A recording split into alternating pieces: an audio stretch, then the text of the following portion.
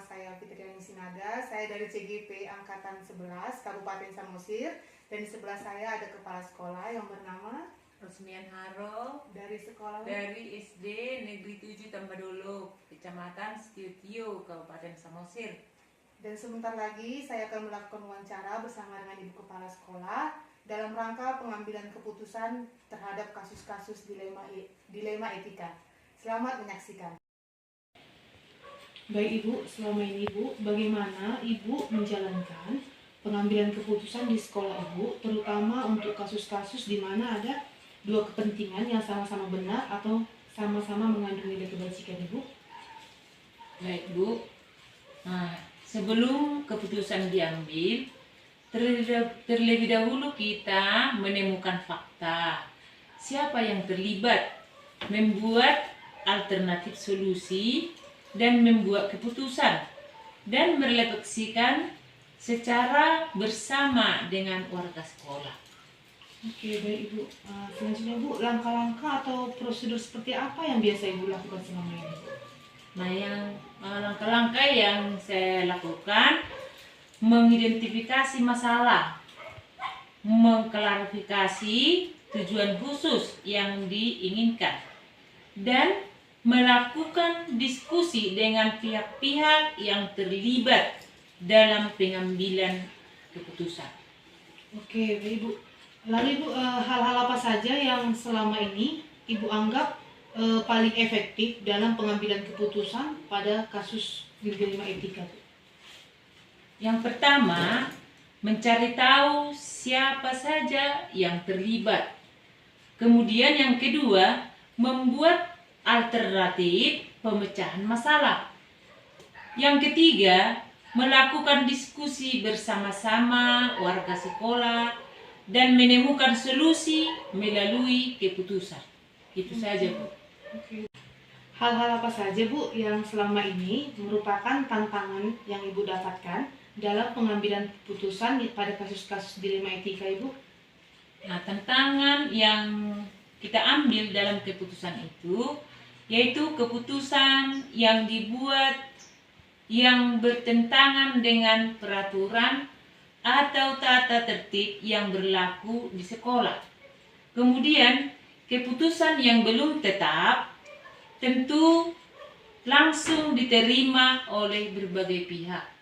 Oke, baik Ibu. Selanjutnya Ibu, apakah Ibu memiliki tata kelola atau misalnya jadwal nih tertentu dalam sebuah penyelesaian kasus dilema etika? Misalnya, apakah Ibu langsung menyelesaikannya di tempat atau memiliki sebuah jadwal untuk menyelesaikannya? Atau misalnya bentuk atau prosedur seperti apa yang Ibu jalankan? Nah, prosedur yang kita buat, pertama, terlebih dahulu saya mengkaji kasus yang saya temukan. Kemudian jika kasus yang masih dapat langsung diselesaikan, maka akan saya selesaikan. Namun jika kasus yang berat, maka perlu melaksanakan diskusi dengan berbagai pihak. Oke, baik Bu. Adakah seseorang atau faktor-faktor apa yang selama ini mempermudah atau membantu Ibu dalam pengambilan keputusan dalam kasus-kasus dilema etika Ibu?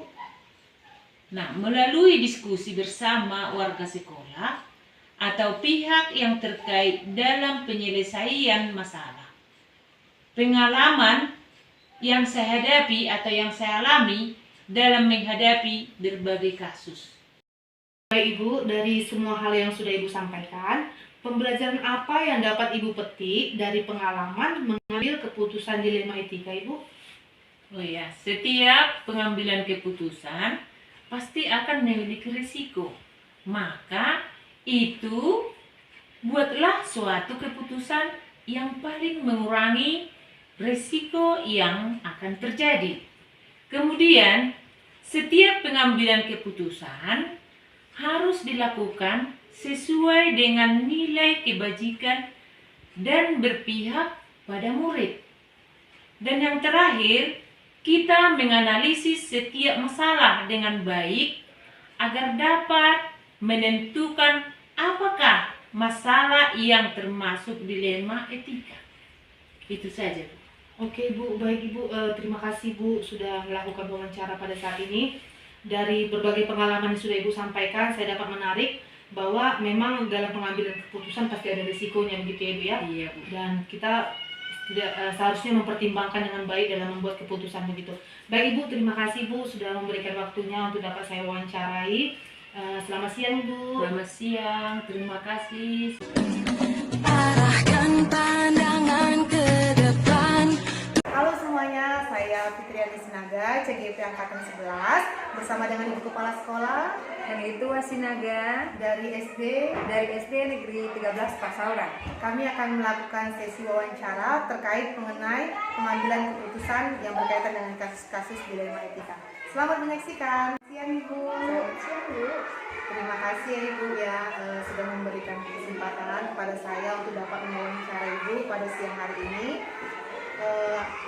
Saya ingin mewawancara Ibu dalam hal pengambilan keputusan Ibu ketika kita menghadapi kasus-kasus yang berkaitan dengan dilema etika, begitu Ibu. Silahkan Bu, dengan senang hati. Baik Ibu, ada beberapa pertanyaan yang akan saya sampaikan Ibu. Saya berharap Ibu dapat memberikan jawaban sesuai dengan pertanyaan saya Bu ya.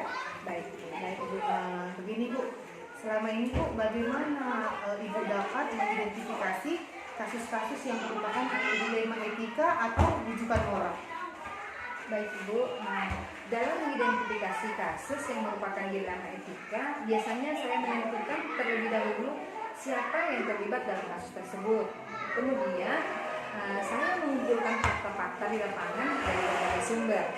Dan selanjutnya, setelah fakta-fakta tersebut saya kumpulkan, saya menguji benar atau salahnya fakta tersebut. Seperti itulah kira-kira.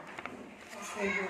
Lalu Ibu, selama ini bagaimana Ibu dapat menjalankan pengambilan keputusan di sekolah, terutama untuk kasus-kasus di mana ada dua kepentingan yang sama-sama benar atau sama-sama mengandung kewajiban?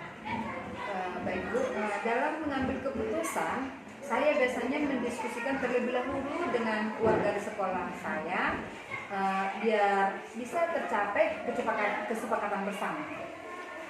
Oke Bu, lalu Bu, langkah-langkah atau prosedur seperti apa yang biasa Ibu lakukan selama ini? Langkah-langkah yang saya lakukan itu dalam mengambil keputusan untuk menyelesaikan permasalahan. Yang pertama, melihat dari berbagai sisi permasalahannya terlebih dahulu. Kemudian mencari tahu apa penyebab terjadinya permasalahan atau akar permasalahan itu. Dan yang selanjutnya, atau ini yang terakhir, saya memanggil semua yang terlibat dalam permasalahan. Setelah kita memanggil semuanya, barulah kita melakukan musyawarah. Oke Bu, dari yang sudah Ibu sampaikan, hal apa saja yang selama ini Ibu anggap efektif dalam pengambilan keputusan pada kasus-kasus dilema etika? Yang saya anggap efektif itu, saya membayangkan bahwa saya itu sosok panutan untuk mengambil keputusan secara bijaksana. Dan yang kedua, ya tetap dengan mempertimbangkan situasi dan kepentingan yang terlihat. Baik Ibu. Lalu Ibu, hal-hal apa saja yang selama ini merupakan tantangan yang Ibu alami dalam pengambilan keputusan pada saat menghadapi kasus-kasus dilema etika? Berat memang ya Bu, ya, pasti ada tantangannya karena dipastikan. Jadi tetapi hal-hal yang saya hadapi itu membayangkan sosok panutan untuk mengambil keputusan secara bijaksana. Kemudian di saat keputusan yang diambil bertentangan dengan peraturan yang ada, dan yang selanjutnya keputusan yang diambil terkadang melanggar keadilan bagi anggota yang lain karena seolah-olah seperti ada perlakuan yang istimewa dari pihak pengambil keputusan. Baik Ibu, kira-kira Bu, ada nggak tata kala atau misalnya jadwal tertentu dalam sebuah penyelesaian kasus dilema etika yang Ibu hadapi? Atau misalnya apakah Ibu langsung menyelesaikannya di tempat atau memiliki sebuah jadwal untuk menyelesaikannya? Atau misalnya ada nggak bentuk atau prosedur seperti apa gitu? Baik Bu, tentunya untuk menyelesaikan suatu permasalahan selalu membutuhkan suatu proses ya.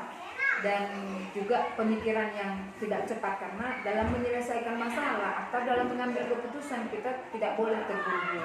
Jadi kita harus melakukan suatu proses juga, dan saya juga terbiasa meminta pendapat dari warga sekolah atau orang lain yang bisa memberi masukan atau pendapat. Oke, baik. Selanjutnya Ibu, adakah seseorang atau misalnya faktor-faktor apa yang selama ini mempermudah atau membantu Ibu dalam pengambilan keputusan dalam menghadapi kasus-kasus dilematika? Yang mempermudah saya mengajak warga sekolah atau stakeholder, wali murid atau orang-orang yang memiliki kedekatan dengan permasalahan. Kemudian pihak yang terkait dengan permasalahan dan aturan yang berlaku, dan sekolah serta pola pikir dari tokoh yang diidolakan. Kemudian wali kelas dan warga dan keluarga serta pihak yang terkait dalam suatu permasalahan yang ada.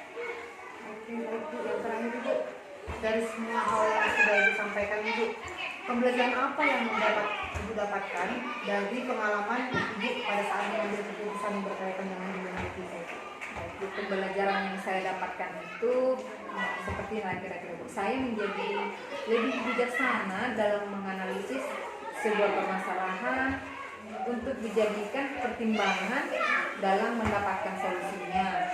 Kemudian setiap pengambilan keputusan harus dilakukan sesuai dengan nilai kebajikan dan terutama berpihak kepada murid, atau bisa dibilang kita berhamba kepada murid. Dan yang terakhir bisa setiap mengambil keputusan pasti akan memiliki risiko, maka dari itu kita buatlah keputusan yang paling meminimalisir risiko yang akan terjadi.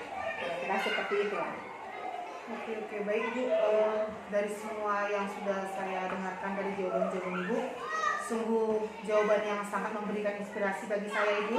Begitu luar biasa dalam hal Ibu mengambil keputusan, di mana yang paling saya ingat adalah kita harus berpihak pada murid, kita harus menghamba pada murid, dan memang semuanya tidak dapat berjalan dengan mulus. Begitu ya Bu ya? Iya. Baik Bu, terima kasih Ibu atas waktu yang sudah Ibu berikan kepada saya. Semoga Ibu semakin sukses, semakin jaya ke depannya Ibu ya. Terima kasih Ibu.